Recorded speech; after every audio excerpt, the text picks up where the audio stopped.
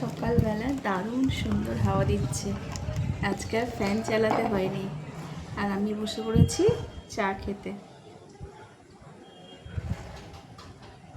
আর সঙ্গে গাটিয়া।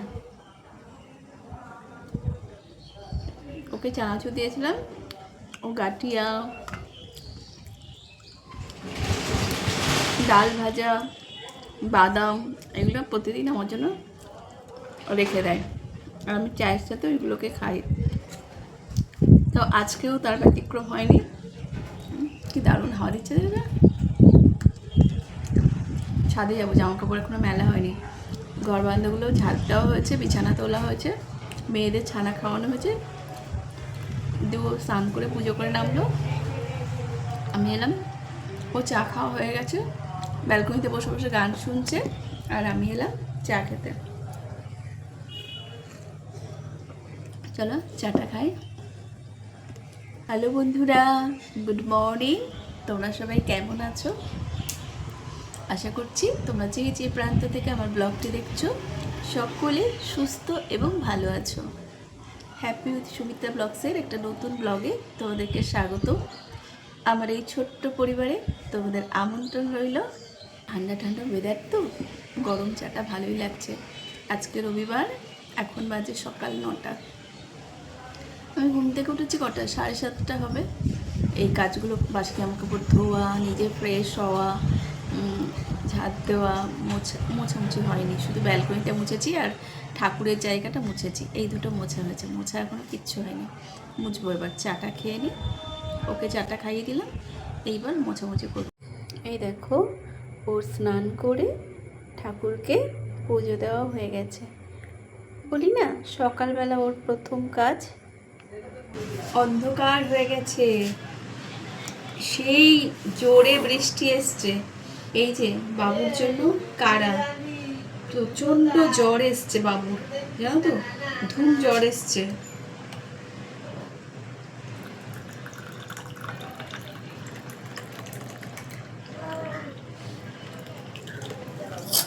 তবে কাশিটা অনেকটা কমে গেছে।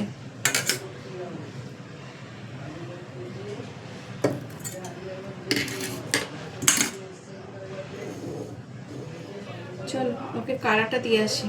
ওকে কালকে সারাদিনে চা দিইনি, 3বার কাড়া দিয়েছি, কাশছে না। আমাকে এখন বলছে, আমি যে কাড়াটা দিই, বলছে কাড়া কী করতে দেবে, আমি তো ঠিক হয়ে গেছি। আর না, এখনও খা, কারণ অনেক কষ্ট করে বানিয়েছি অনেক কিছু দিয়ে। বাবুকে গেলাম কাড়া দিতে, এদিকে দেখো অঝোরধারায় বৃষ্টি চলে এসছে। এই একটু আগে গিয়ে জামা কাপড়গুলো মেলে এসছে, দেখো জামা কাপড়গুলো সব ভিজে যাচ্ছে। এবার যা বৃষ্টি পড়ছে বাবা, আমি ভিজলেই আমার শরীর খারাপ করবে। এদিকে ছেলেটার শরীর খারাপ, তারপরে যদি আমি আবার অসুস্থ হয়ে যাই, কে কাকে দেখবে বলো তো? বাড়িতে তো আর কেউ নেই না। ওই দেখো বৃষ্টিতে ভিজছে, কিন্তু কিছু করার নেই, আমি ভিজবো না। আমার এখন ভিজতে ভয় লাগে, খুব শরীর খারাপ হলেই পড়ে থাকতে হবে। এখন হয়নি, যাতে পুজোই না হয়। এখন এখন এখন এখন হয়নি, বুঝলি বাবু, যাতে পুজোর সময় না হয়। এই কাড়াটা খেলি? আগে খা, আগে খা, পুরোটা খাবি বাবু, অনেকটা নষ্ট করছিস তুই। তো চলো এবারে রান্না করতে হবে। কি কি রান্না করব একবার ব্যাক ক্যামেরায় দেখাই। বৃষ্টি হচ্ছে, কিন্তু ভালো হচ্ছে না বৃষ্টি, গরম কমছে না একটু। দেখো, আলু উচ্ছে ভাতে হবে, আর এই যে পটল দিয়ে এই যে কাটা পোনা এনেছে, মাছের ঝোল হবে, কাঁকরোল ভাজা হবে, আর এই যে দুধটা জাল দিতে হবে। মেয়েদের এই একরকম মাছ এনেছে, আবার মেয়েদের এই আরেক রকম মাছ নিয়ে এসছে। মেয়েদেরই বাজার আজকে, বুঝতে পেরেছো? আর দেখি মাছগুলো সব করবো না ভাবছি, মাছগুলো সব করবো না, অল্প যে কটা লাগবে সে কটাই করবো, কেন ওবেলা তো আর কেউ ভাত খায় না। চলো রান্নাটা এবার চাপিয়ে দিই। দেখো কাড়াটার এখন এই পরিস্থিতি হয়েছে, আর 1 কাপ হবে। এই দেখো, একদিকে মাছ সেদ্ধ চাপালাম, মেয়েদের মাছটা, আর একদিকে দুধটা চাপিয়ে দিলাম। এই দুটো আগে হয়ে যাক, তারপরে রান্নাটা চাপাবো। সব কাজ হয়ে গেছে, একদম টোটালি মোছা হয়ে গেছে আজকে। ও গেছিলো বাজারে, আমি সেই ফাঁকে পুরো মুছে নিয়েছি। ও থাকলেই ভ্যানতারা করে জানো, মুছতে দেয় না, মানে এটা বলবে, ওটা বলবে, সেটা বলবে, ব্যাস আমার কাজে দেরি হয়ে যায়। তো এই দেখো দুধ চাল দেওয়া হয়ে গেছে, বাবুর জন্য ভাত চাপিয়ে দিলাম। দেখো মাছ সেদ্ধ হয়ে গেছে। চলো এবারে দুধটাও নামিয়ে দিই।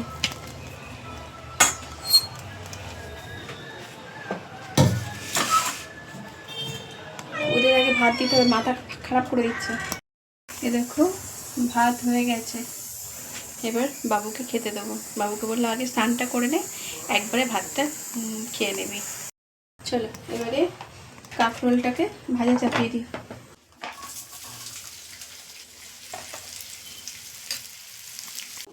কাঁকরোল ভাজাটা হয়ে গেছে, চলো কাঁকরোল ভাজাটাকে তাড়াতাড়ি করে নামিয়ে দিই, দিয়ে মাছটাকে চাপিয়ে দিই। এই দেখো কড়াইতে তেল দিয়ে দিয়েছি। চলো এবারে মাছ ভাজাটাকে লবণ হলুদ মাখিয়ে নিই।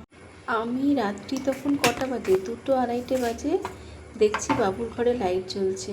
দিয়ে বাবুর ঘরে ঢুকলাম, দিয়ে ঢুকে আমি বাবুর ঘরে আমি দেখলাম যখন ওর কাশি হচ্ছে, আমি ওর গায়ে বারবার করে হাত দিয়ে দিয়ে দেখছিলাম যে জ্বর এসছে কিনা। ছেলেটা এমন না যে জ্বর আসলে বলবেও না, ওই আমরা কষ্ট পাবো সেই জন্য কাউকে বলবে না, আচ্ছা ওষুধও খাবে না। দিয়ে যাই হোক আমি গায়ে হাত দিয়ে দেখি ধুম জ্বর এসছে। দিয়ে আমি ওকে ডেকে ওষুধ খাওয়ালাম। ঘরে ওষুধ থাকে, বাবুর ঘরে অন্তত ওষুধ থাকে, বিষয় তো কিছু থাকুক আর না থাকুক ক্যালপলটা অন্তত থাকে। দিয়ে ও আবার কীরকম এই ব্ল্যাক কালারের, তো আমি চিনতে পারছি না। যাই হোক মনে হয় আমি প্যারাসিটামলটা চিনি, ক্যালপলটা মনে হয় চিনি না, যে কিছু একটা হবে।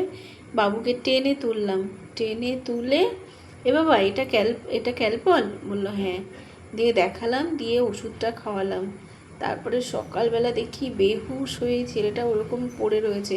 দিয়ে আমি লাইটটা বন্ধ করলাম, দিয়ে আমি বললাম ঘরের দরজাটা খোলা থাক, তুই ঘুমিয়ে থাক। দিয়ে সকালে উঠে আবার গায়ে হাত দিলাম, দিয়ে আর ওকে বললাম যে তুমি ওষুধগুলো এনে দাও।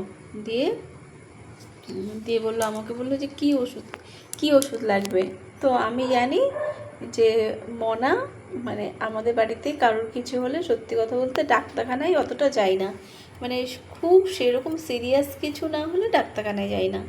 আমি মনাকে ফোন করি, ভাই বলে দেয় যে দিদি এই ওষুধগুলো নিয়ে আয়, তো আমি সেই ওষুধ নিয়ে আসি। তো আমি আজকে ডাক্তারি করলাম, বাবুকে এই যে ক্যালপল, তারপরে হচ্ছে অ্যাজিথ্রোমাইসিন, আর একটা হচ্ছে ওর গলা ব্যথা হচ্ছে ডিসপ্রিন। তো এই ওষুধগুলো দিয়ে ওকে দিয়ে আবার আনা করালাম। দিয়ে বাবুকে ওষুধ খাইয়ে দিলাম। আগে অ্যান্টিবায়োটিক খা, অ্যান্টিবায়োটিক না খেলে তো শরীর মানে খারাপ, মানে শরীর ঠিক হবে না। তো যাই হোক ওকে ওষুধ সে এখনও সেই বাচ্চাটাই রয়ে গেছে জানো তো, গেম খেলেই যাচ্ছে। দিয়ে ওষুধটা খাইয়ে দিলাম। আমরা ওষুধ না খেলে দেখবে ছেলেপেলের শরীর খারাপ থাকলে না কিচ্ছু ভালো লাগে না। আর ওর সেই জ্বর হয়ে ও সবসময় ভীষণ চনমনে জানো তো, ও যদি ওই রকম করে পড়ে থাকে আমার মাথাটা খারাপ হয়ে যায়, আমার কিচ্ছু ভালো লাগে না। ওই জন্য দিয়ে হ্যাঁ সকালবেলা স্নানও করে নিল। বলছে মা আমি, ও প্রতিদিনই এখন ঘুম থেকে উঠে আগেই স্নান করে নেয়। প্রথমে চা খায়, চা বিস্কুট খেয়ে বাথরুমে যায়, দিয়ে ফ্রেশ হয়, একেবারে স্নান করে আসে। তো আমার কিছু খাওয়া হয়নি, বাবুকে তো ভাত খাইয়ে দিয়েছিলাম, গরম ভাত। এবার আমার খিদে পেয়ে গেছে, অনেকটা বেজেও গেছে জানো, কটা বাজে 12:30 বাজে। তো ভাবলাম একটু ড্রাই ফ্রুট খাই। তো ড্রাই ফ্রুটস কী খাবো, তাই একটু একটা খেজুর আর একটু কিশমিশ নিয়ে এলাম, যে এটা আমি খাই, খিদে পেয়ে গেছে প্রচণ্ড। আর আমাদের খেতে কী বলো তো, আমাদের 2টো 10-15 বেজে যায় প্রতিদিনই, ওইটাই টাইম হয়ে গেছে একটা। কেন আমি রান্না করার পরে আমি প্রচণ্ড ঘেমে যাই, তো আমি আরেকবার করে স্নান করি, আমি একটুখানি এইরকম আর কি খুঁতখুঁতে ধরনের। তো ওই জন্য ভাবলাম যে একটু কিছু খাই। এত গাড়ি, সব লরিগুলো ইঞ্জিন ওই স্টার্ট দিয়ে রেখে দিয়ে চলে গেছে। পুরো লাইন দিয়ে লরি।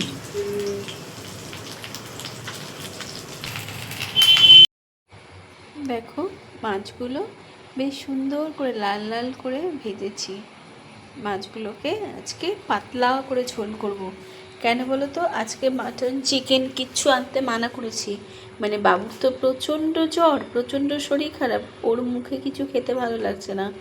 এবার ওই পেঁয়াজ রসুন খেলে আবার যদি ছেলেটা বমি করতে থাকে, এ দেখো ফোড়নে একটুখানি জিরে আর একটা শুকনো লঙ্কা, এই ফোড়ন দিয়ে ওই আলু দিয়ে পটল দিয়ে ওই জন্য ঠিক করেছি পাতলা করে মাছের ঝোল করে দেবো।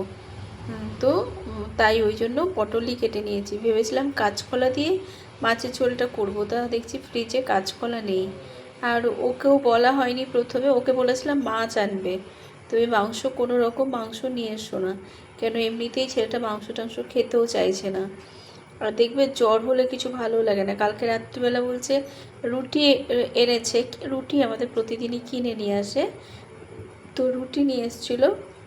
বাবুকে বললাম রুটি খেতে, বলছে মা আমার রুটি খেতে ভালো লাগছে না। রুটির জন্য আমি পনিরের তরকারি করেছিলাম, এমনি পনিরের তরকারি করেছিলাম, রুটি দিয়েও খেতে খুব ভালোবাসে। কিন্তু কালকে বলছে মা আমি রুটি খাবো না। তাহলে কী খাবি? দিয়ে বলছে যে আমি ভাত খাবো। আর আমাকে বলছে মা আমাকে একটু ডালের সাথে চিপস করে দাও।